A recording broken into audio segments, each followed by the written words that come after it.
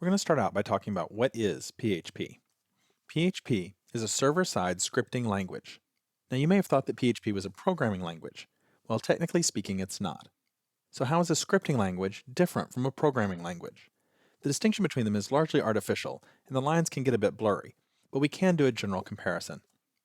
A script only runs in response to an event.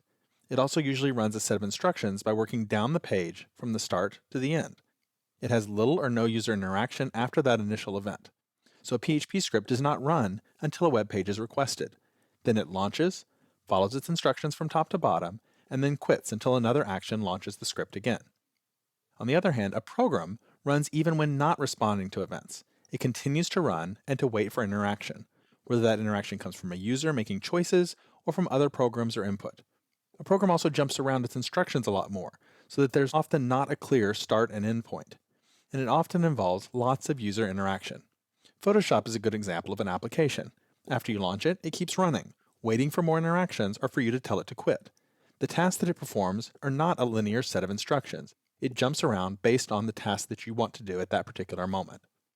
But as I said, the lines get blurry.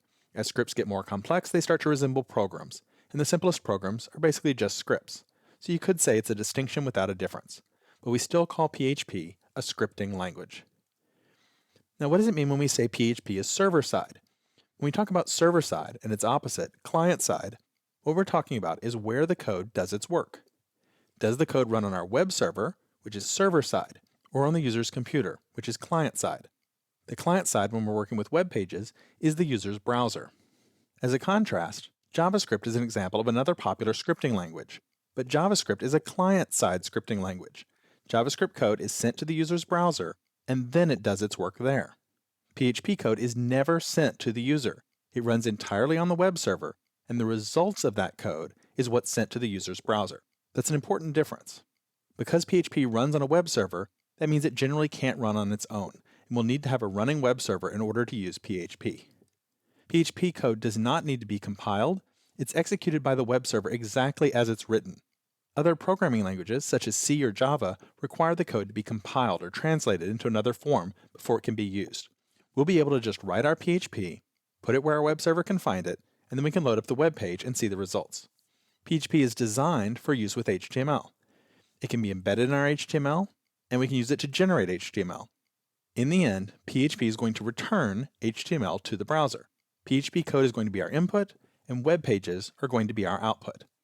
Now, if you've been working with HTML, you're already familiar with having .htm or .html at the end of your file names. PHP is going to work exactly the same, but we're going to put PHP at the end. The PHP is going to tell the web server that this file contains PHP code that needs to be executed.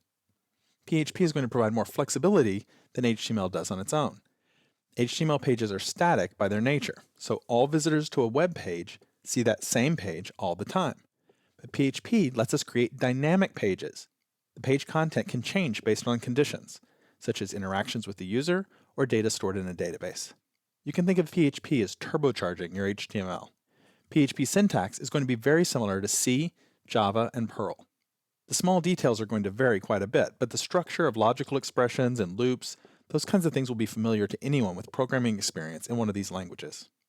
Now that we know what PHP is, in the next movie, let's learn a little bit about the history of PHP.